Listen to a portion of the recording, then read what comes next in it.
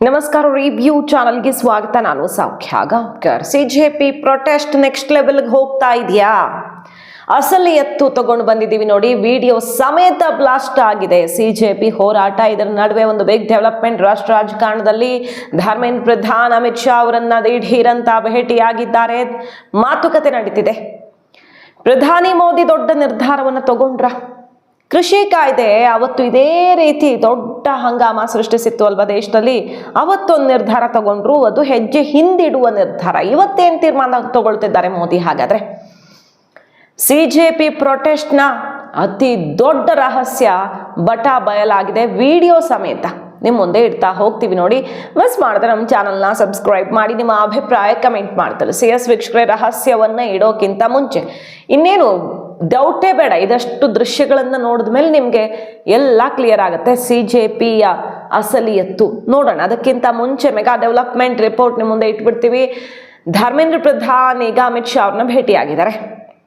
ಮಾತುಕತೆ ನಡೀತಾ ಇದೆ. ಸೊ ರಾಜೀನಾಮೆ ಕೊಡ್ತಾರಾ? ಅವ್ರ ರಾಜೀನಾಮೆಗೆ ಒತ್ತಾಯಿಸಿನೇ ಈ ಹೋರಾಟ ಆಗಿರೋದಲ್ವಾ. ಮತ್ತೆ ಸೆಷನ್ನಲ್ಲಿ ಒಪ್ಕೊಳ್ಬೇಕು, ಈ ಕಂಪ್ಲೀಟ್ ಏನು ನೀಟ್ ಪೇಪರ್ ಲೀಕ್ಗೆ ನಾವೇ ಹೊಣೆ ಅಂತ ಒಪ್ಕೊಳ್ಬೇಕು ಅಂತೆಲ್ಲ ವಾಂಗ್ಚುಕ್ ಕಂಡೀಷನ್ ಎಲ್ಲ ಹಾಕಿರೋದು ಗಮನಿಸಿದ್ದೀವಿ.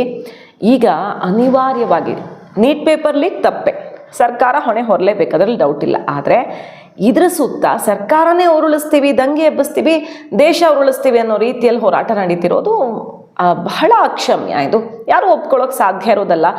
ಸಮಸ್ಯೆ ಆಗಿದೆ ಅನ್ನೋ ಕಾರಣಕ್ಕೆ ಇನ್ನೊಂದು ಸಮಸ್ಯೆ ಸೃಷ್ಟಿಸೋದು ಅದಕ್ಕೆ ಪರಿಹಾರ ಅಲ್ಲ ಅಲ್ವಾ. ಅದು ಗಮನಿಸ್ತಿದ್ದೀವಿ. ಇದ್ರ ನಡುವೆ ಈ ಹೋರಾಟ ದಿಕ್ಕು ತಪ್ಪಿ ಇನ್ನೇನೋ ಆಗಿ ಗಲಭೆ ದಂಗೆ ಸಮಸ್ಯೆಗಳು ಸೃಷ್ಟಿ ಆದ್ರೆ ತಾನೇ ಮೋದಿ ಸರ್ಕಾರಕ್ಕೆ ಸಮಸ್ಯೆ.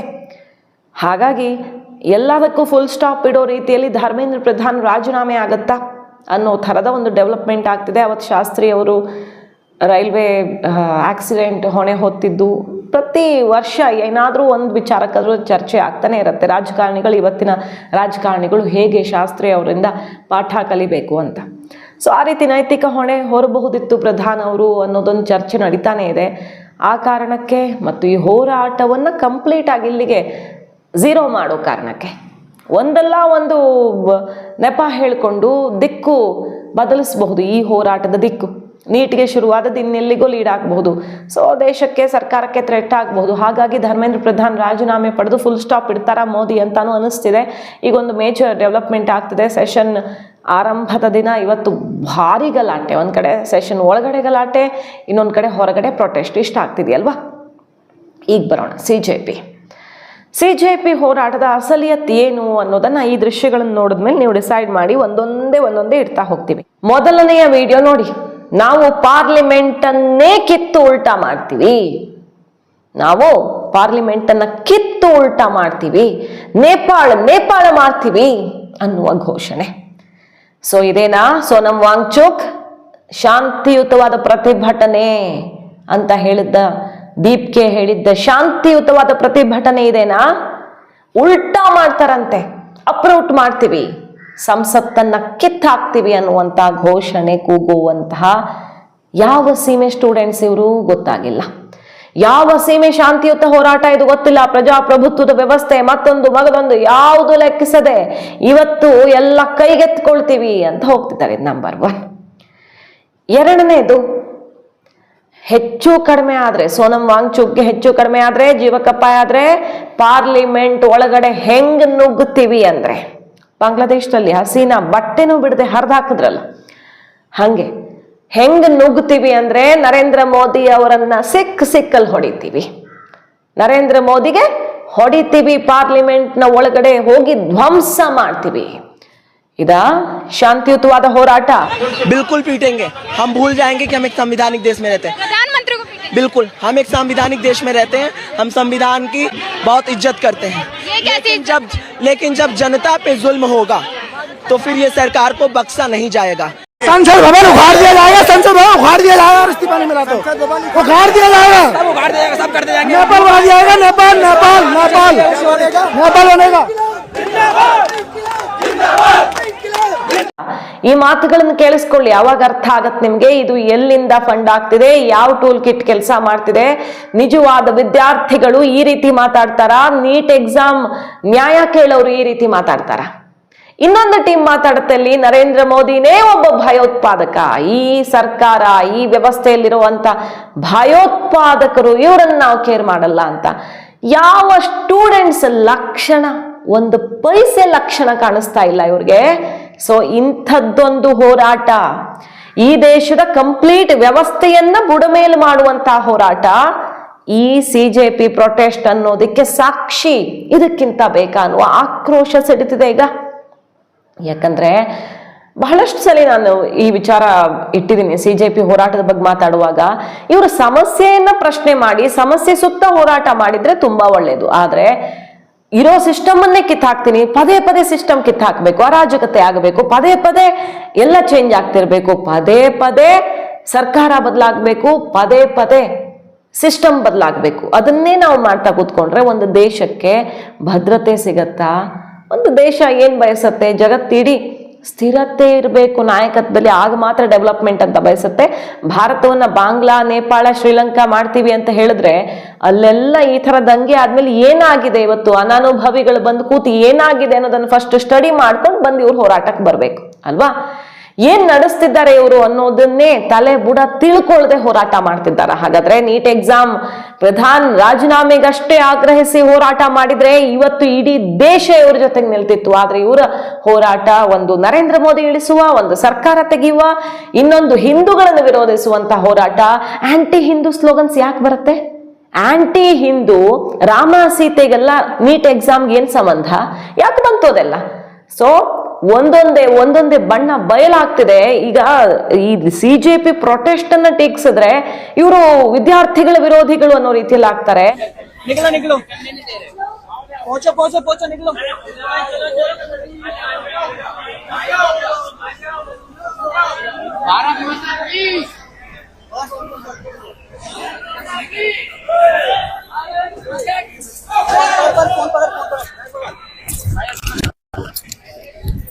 दोस्तों, स्टूडेंटों को यहाँ रोका गया है राजीव चौक मेट्रो स्टेशन पर, लेकिन यहाँ पर ये निकल गए हैं स्टूडेंट।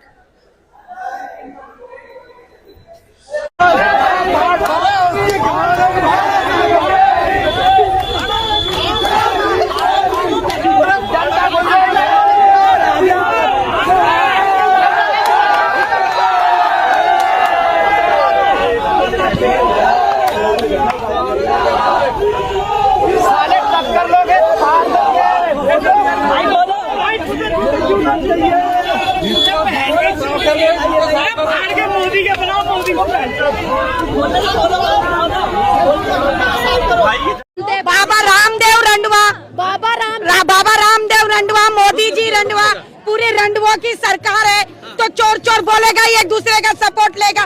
जो अपना परिवार नहीं संभाल पाया वो देश क्या संभालेगा? जो देश की यहाँ पर जनता बैठी हुई है उन लोगों को कहते हैं कि आतंकवादी है, एकदम आतंकवादी है। हम सारी देश की जनता आतंकवादी है क्योंकि हमारा प्रधानमंत्री खुद आतंकवादी है।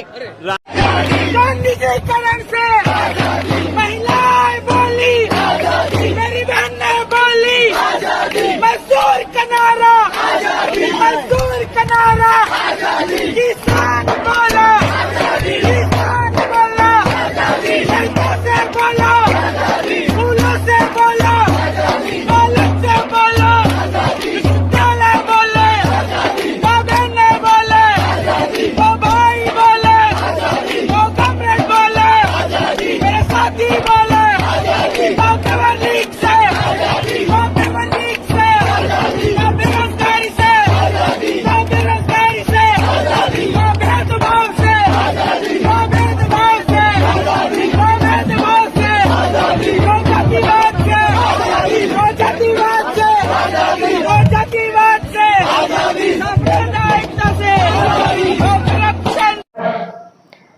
ಒಬ್ರು ಮಹಿಳಾ ಜರ್ನಲಿಸ್ಟ್ ಮೇಲೆ ಅಟ್ಯಾಕ್ ಆಗಿದೆ. ಅಟ್ಯಾಕ್ ಮಾಡಿಕೊಂಡು ಗೋಧಿ ಮೀಡಿಯಾ ಅಂತ ಆಕೆಯನ್ನು ಹೊಡೆದು ಬಾಗೈ ಗೋಧಿ ಮೀಡಿಯಾ ವಾಲಿ ಅಂತ ಬಾಯಿಗೆ ಬಂದಂಗೆ ಮಾತಾಡಿದ್ದಾರೆ. ಅತ್ಯಂತ ಕೆಟ್ಟ ಪದಗಳನ್ನು ಮೋದಿ ಜೊತೆ ಲಿಂಕ್ ಮಾಡಿ ಅತ್ಯಂತ ಕೆಟ್ಟ ಪದಗಳನ್ನು ಆಡಿದ್ದಾರೆ. ಸೊ ಇವರು ಸ್ಟೂಡೆಂಟ್ಸ್. ನಂಬರ್ ಒನ್ ಈ ಪ್ರಶ್ನೆ. ಎರಡನೇದಾಗಿ ನೋಡಿ, ಅತ್ಯಂತ ಕೆಟ್ಟ ವರ್ತನೆಯನ್ನು ತೋರ್ತಾ ಇದ್ದಾರೆ ಧರ್ಮೇಂದ್ರ ಪ್ರಧಾನ್ ಮತ್ತು ನೀಟ್ ಮತ್ತು ಮಕ್ಕಳ ಪರವಾಗಿ ಬಂದವರಲ್ವ ಇವರು. ಆದರೆ ಇವ್ರು ಏನು ಮಾಡ್ತಿದ್ದಾರೆ ಅಂದರೆ ಮೆಟ್ರೋ ನಿಲ್ದಾಣದಲ್ಲಿ ಅಲ್ಲೆಲ್ಲ ಕ್ಲೋಸ್ ಮಾಡಿದ್ದಾರೆ, ಜಂಪ್ ಮಾಡಿ ಹಾರು ಹೋಗ್ತಾ ಇದ್ದಾರೆ. ಯಾವ ರೀತಿ ಗೂಂಡಾ ವರ್ತನೆ ನಡೀತಾ ಇದೆ ಅಂದರೆ ಮೆಟ್ರೋ ನಿಲ್ದಾಣದಲ್ಲಿ ಇವರ ವರ್ತನೆಯನ್ನು ಒಂದ್ಸಲ ನೋಡಿ, ಇದೊಂದು ವಿಡಿಯೋನ. ಆಮೇಲೆ ಅದಾದಮೇಲೆ ಹೆಣ್ಣು ಮಕ್ಕಳ ಬಗ್ಗೆ ಒಂದು ಕಡೆಗಳಲ್ಲಿ ಒಂದು ಗುಂಪಲ್ಲಿ ಸಿಕ್ಕಾಪಟ್ಟೆ ಕೆಟ್ಟದಾಗಿ ಏನೇನೋ ಮಾತಾಡೋದು, ಘೋಷಣೆ ಕೂಗೋದು ಇದೆಲ್ಲ ನಡೀತಾ ಇದೆ. ಅಷ್ಟಾಯ್ತಾ? ಇನ್ನೊಂದು ದೃಶ್ಯದಲ್ಲಿ BJP ಫ್ಲ್ಯಾಗನ್ನು ಹರಿದು ಬಿಸಾಕ್ತಿದ್ದಾರೆ. ಓಕೆ, ಆಕ್ರೋಶ ಆಡಳಿತ ಸರ್ಕಾರದ ವಿರುದ್ಧ ಅಂತ ಅದನ್ನು ಅಂದ್ಕೊಂಡ್ಬಿಡೋಣ. ಆದರೆ ಅಲ್ಲಿ ಬಂದಿರುವಂತಹ ಹೋರಾಟಗಾರರ ಒಂದೊಂದು ವಿಚಾರ ಇಡ್ತಾ ಹೋಗಬೇಕು. ಆಜಾದಿ ಗ್ಯಾಂಗ್ ಪ್ರತ್ಯಕ್ಷ ಆಗಿದೆ. ಯಾವುದಿದು ಆಜಾದಿ ಗ್ಯಾಂಗ್? ನಮಗೆ ಜಾತಿ ಪದ್ಧತಿಯಿಂದ ಇಲ್ಲಿ ಏನು ಶೋಷಣೆ ಆಗ್ತಿದೆ ಅದರಿಂದ ಸ್ವಾತಂತ್ರ್ಯ ಬೇಕು, ಮಹಿಳೆಯರಿಗೆ ನ್ಯಾಯ ಒದಗಬೇಕು, ಈ ಸಮಾಜದಲ್ಲಿರುವಂಥ ಭೇದ ಭಾವ ತೊಲಗಬೇಕು, ಈ ಥರ ಈ ದೇಶದ ಆಡಳಿತ ವ್ಯವಸ್ಥೆಯನ್ನು ಕಿತ್ತು ಬಿಸಾಕ್ತೀವಿ ಅನ್ನೋ ರೀತಿಯಲ್ಲಿ ಆಜಾದಿ ಗ್ಯಾಂಗ್ ಒಂದು ಕಡೆ ಘೋಷಣೆ ಕೂಗ್ತಾ ಇರುವಂಥ ದೃಶ್ಯಗಳನ್ನು ಗಮನಿಸಬಹುದು. ಇವ್ರು ಯಾಕೆ ಬಂದರು? ಕಾಮನ್ ಸೆನ್ಸ್ ಇಟ್ಕೊಂಡು ಯೋಚನೆ ಮಾಡಿದ್ರೆ ಅರ್ಥ ಆಗುತ್ತೆ ನೋಡಿ. ವಿದ್ಯಾರ್ಥಿಗಳಿಗೆ ನ್ಯಾಯ ಕೇಳುವ, ವಿದ್ಯಾರ್ಥಿಗಳಿಗೆ ಏನು ಅನ್ಯಾಯ ಆಗಿದೆಯಲ್ಲ ಅದನ್ನು ಮಾತಾಡುವ ಧ್ವನಿಯ ಇದು, ಅದನ್ನು ಮಾಡ್ತಿದ್ದಾರೆ ಅವರು. ದಿಕ್ಕು ತಪ್ಪು ಹೋಗಿದೆ ಈ ದೇಶದಲ್ಲಿ, ಪರಿಸ್ಥಿತಿ ಹದಗೆಡಬೇಕು ಅಷ್ಟೇ. ಪ್ರತಿ ಸೆಷನ್ ಬಂದಾಗಲೂ ಏನಾದರೂ ಒಂದು ಆಗತ್ತೆ. ಮೋದಿ ಅಮಿತ್ ಶಾ ಹೇಳ್ತಾರಲ್ಲ, ಪ್ರತಿ ಸೆಷನ್ ಬಂದಾಗಲೂ ಫಾರಿನ್ ಕೈವಾಡ ಏನೋ ಒಂದು ಕಾಣುತ್ತೆ. ಇಲ್ಲ ವಿದೇಶದಲ್ಲಿ ಭಾರತಕ್ಕೆ ಸಂಬಂಧಪಟ್ಟಂತೆ ಯಾವುದೋ ಒಂದು ಕೇಸು, ಅದಾನಿ ಮತ್ತೊಂದು ಈ ಹಿಂಡನ್ಬರ್ಗು ಇಲ್ಲ ಎಪ್ಸ್ಟೀನ್ ಫೈಲು ಏನೋ ಒಂದು ಬರುತ್ತೆ. ಈ ಸಲ ಇದು. ಅದರಲ್ಲೂ ಇಲ್ಲಿ ಯಾರಿದ್ದಾರೆ? ಆಮ್ ಆದ್ಮಿಯ ಕಾರ್ಯಕರ್ತರು ತುಂಬಿ ತುಳುಕ್ತಿದ್ದಾರೆ. ಸಿಸೋಡಿಯ, ಅತಿಶಿ ಎಲ್ಲ ದೊಡ್ಡ ನಾಯಕರಿಂದ ಹಿಡಿದು ಆಮ್ ಆದ್ಮಿಗೆ ಒಂದು ಇಷ್ಟು ಜನ ಸೇರಿಸೋದು ಕಷ್ಟನಾ? ಆಮ್ ಆದ್ಮಿ ಕಾರ್ಯಕರ್ತರು ಬೆಂಬಲಿಗರು ಡೆಲ್ಲಿಲಿ ಇಲ್ಲದೆ ಇರ್ತಾರಾ? ಸೊ ಇವತ್ತು CJP ಹೋರಾಟಕ್ಕೆ ಸೇರಿರುವ ಜನರಲ್ಲಿ ಅರ್ಧ ರಾಜಕಾರಣಿಗಳಿದ್ದಾರೆ ಅನ್ನೋದು ವಿಪರ್ಯಾಸ. ಈ ಹೋರಾಟದ ದಿಕ್ಕು ಹೆಂಗಾಗಿದೆ ನೋಡಿ. ಸೋನಮ್ ವಾಂಗ್ಚುಕ್ ಸಾಯ್ಲಿ ಅಂತಾನೆ ಬಯಸೋ ಥರ ಮಾತು. ಇವ್ರನ್ನ ಹಾಸ್ಪಿಟ್ಲಿಗೆ ಸೇರಿಸಬಾರ್ದು, ಸತ್ತರೆ ಮಾತ್ರ ಅಂತಾನೆ ಎಲ್ಲರೂ ಸಾಯ್ಲಿ ಅಂತಾನೆ ಬಯಸ್ತಿದ್ದಾರ, ಅದ್ರ ಲಾಭ ಪಡೆಯೋಕ್ಕೆ ಬಯಸ್ತಿದ್ದಾರ ಅನ್ನೋ ಥರನೇ ವರ್ತನೆ ಇದೆ. ಸೋನಮ್ ವಾಂಗ್ಚುಕ್ 2 ದಿನದಲ್ಲಿ ಸತ್ತೋಗ್ತಾರೆ, 2 ದಿನದಲ್ಲಿ ಸತ್ತೋಗ್ತಾರೆ ಅಂತ ಎಷ್ಟು ಜನ ಸ್ಟೇಟ್ಮೆಂಟ್ ಕೊಟ್ಟಿಲ್ಲ. ಸೊ ಸಾಯಬೇಕು, ಸತ್ತ ಮೇಲೆ ಇವರು ಸಂಸತ್ತು ಒಳಗೆ ನುಗ್ಗಿ ಧ್ವಂಸ ಮಾಡಿ ಮೋದಿಗೆ ಹೊಡಿಬೇಕು, ಇಷ್ಟೇ ಉದ್ದೇಶನಾ? ಒಬ್ಬೊಬ್ಬರ ಮಾತುಗಳನ್ನು ಕೇಳಿಸ್ಕೊಂಡ್ರೆ ಈ ಹೋರಾಟದಲ್ಲಿ, ಇಲ್ಲಿ ಹೋರಾಟದಲ್ಲಿರೋರು ಯಾರು, ಏನು ಕಥೆ ಅನ್ನೋದು ತುಂಬ ಚೆನ್ನಾಗಿ ಗೊತ್ತಾಗುತ್ತೆ. ಹಾಗಾಗಿ ನಮ್ಮ ದೇಶದಲ್ಲಿ ಯುವಕರು ತುಂಬ ಆಲೋಚನೆ ಮಾಡುವಂಥವರಿದ್ದಾರೆ. ನಮ್ಮ ಯುವಕರಲ್ಲಿ ಇನ್ನೂ ಈ ರೀತಿ ಮಾನಸಿಕ ಸ್ಥಿಮಿತ ಕಳೆದು ಹೋಗಿಲ್ಲ. ನರೇಂದ್ರ ಮೋದಿ ಅವರು ಒಂದು ಮಾತು ಹೇಳ್ತಾರೆ ನೋಡಿ, ನಮ್ಮ ಯುವಕರು ನಮಗೆ ಯಾವತ್ತೂ ಜಾಗತಿಕ ಮಟ್ಟದಲ್ಲಿ ಹೆಮ್ಮೆ ತರುವಂಥವ್ರಿದ್ದಾರೆ. 56 ವರ್ಷದ ಯುವಕನ ಬಗ್ಗೆ ನಾವೊಂದು ಮಾತಾಡ್ತಿಲ್ಲ ಮತ್ತೆ ಅಂತ ಯಾರಿಗೆ ಟಾಂಗ್ ಕೊಡಬೇಕೋ ಕೊಟ್ಟುಕೊಂಡು ತಿಳಿದಿದ್ದಾರೆ. ಯುವಕರು ಈ ದೇಶದ ಹೆಮ್ಮೆ ಆಗ್ತಾರೆ ಬಿಟ್ರೆ ಇಂತಹ ಕೆಲಸ ಮಾಡಲ್ಲ. मैं किसी 56 साल के नौजवान की बात नहीं कर रहा हूं, मैं देश के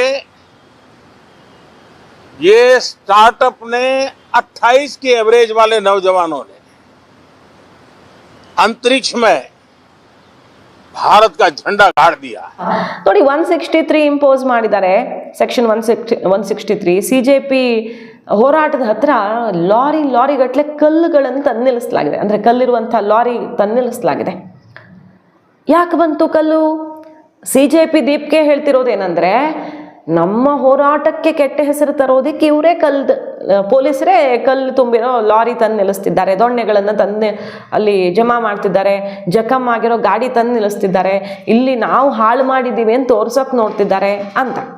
ಪೊಲೀಸರು ಪರಿಸ್ಥಿತಿ ನಿಭಾಯಿಸೋದಕ್ಕೆ ಬಹಳ ಪ್ರಯತ್ನ ಮಾಡ್ತಿದ್ದಾರೆ. ಅಲ್ಲಿ ಏನು ನೆಟ್ವರ್ಕ್ ಜಾಮು ಮತ್ತೊಂದು ಮಗದೊಂದು ಅಂತ ಸುಮಾರು ಮುಂಜಾಗ್ರತಾ ಕ್ರಮಗಳನ್ನು ಕೈಗೊಳ್ಳಲಾಗಿದೆ. ಬಟ್ ಆ ದೊಡ್ಡ ಲಾರಿಗಳು ಸಿಕ್ಕಾಕ್ಕೊಳ್ತಿದ್ದಂಗೆ, ಕಲ್ಲು ತುಂಬಿರುವಂಥ ಲಾರಿಗಳು ಸಿಕ್ಕಾಕ್ಕೊಳ್ತಿದ್ದಂಗೆ ಪೊಲೀಸರೇ ಇದನ್ನು ತಂದಿದ್ದಾರೆ ಅಂತ ಈಗ ಪೊಲೀಸರ ಮೇಲೆ ಹಾಕಿರೋದು. ಸೊ ಜೋರಾಗ್ತಿದೆ ಹೋರಾಟ. ಯಾಕೆ ಜೋರಾಗ್ತಿದೆ ಅಂದರೆ CJP ಹೋರಾಟಕ್ಕೆ ಇಷ್ಟು ಜನ ವಿದ್ಯಾರ್ಥಿಗಳೇ ಬಂದ್ರ, ಅಲ್ಲಿ ನಿಂತಿರೋರ ಮುಖ ನೋಡಿದ್ರೆ ಗೊತ್ತಾಗತ್ತೆ ನಿಮಗೆ, ಅವ್ರ ಮಾತುಗಳನ್ನು ನೋಡಿದ್ರೆ ಗೊತ್ತಾಗತ್ತೆ ನಿಮಗೆ ಯಾರು ವಿದ್ಯಾರ್ಥಿಗಳು, ಯಾರು ರಾಜಕಾರಣಿಗಳು, ಯಾರು ಪೊಲಿಟಿಕಲ್ ಪಾರ್ಟಿ ಕಾರ್ಯಕರ್ತರಿದ್ದಾರೆ, ಯಾಕೆ ಇಂಡಿಯಾ ಫ್ಲ್ಯಾಗನ್ನು ಅವಮಾನಿಸ್ತಿದ್ದಾರೆ. ಆ ದೃಶ್ಯಗಳನ್ನು ನಿಮ್ಮ ಮುಂದೆ ಇಟ್ಟಿದ್ವಿ ಹಿಂದೆ. ಯಾವ ರೀತಿಯಲ್ಲಿ ಭಾರತದ ಧ್ವಜಕ್ಕೆ ಅವಮಾನ ಆಗ್ತಿದೆ, ಬಾಯಿಗೆ ಬಂದಂಗೆ ಮಾತಾಡ್ತಿದ್ದಾರಲ್ಲ ಇವರೆಲ್ಲ ನಿಜವಾಗಿಯೂ ಹೋರಾಟದ ದಿಕ್ಕನ್ನು ಸರಿಯಾಗಿರಲಿ, ಶಾಂತಿಯುತವಾಗಿರಲಿ ಅಂತ ಬಯಸ್ತಾ ಇರೋರ? ಸೊ ಇಲ್ಲಿ ಒಂದೇ ಒಂದು ಶಾಂತಿ ಮಂತ್ರ ಕಾಣಿಸ್ತಿಲ್ಲ. ಆಜಾದಿ ಗ್ಯಾಂಗ್ ಬರುತ್ತೆ, ಅಲ್ಲ ಸಾಂಗ್ ಹಾಡೋರು ಬರ್ತಾರೆ, ಇದೇನು ಅಂತ ಅರ್ಥ ಆಗ್ತಿಲ್ಲ. ನಿಜವಾಗ್ಲೂ ಇದು ಅರ್ಥ ಆಗ್ತಿಲ್ಲ.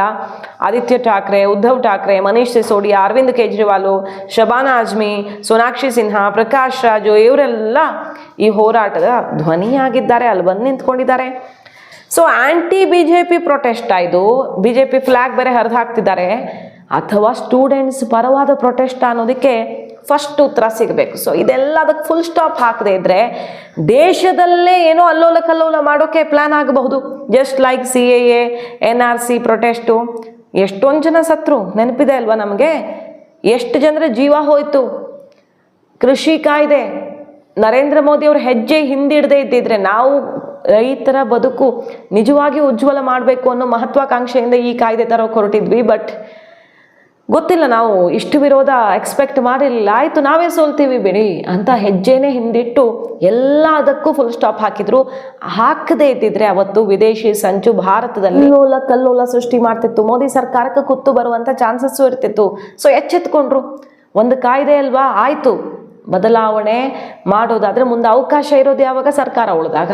ಆಯಿತು ನಾವೇ ಸೋಲೋಣ ಬಿಡಿ, ರೈತರ ಮುಂದೆ ಸೋತ್ರ ತಪ್ಪೇನು ಅಂತ ಸೋತರು.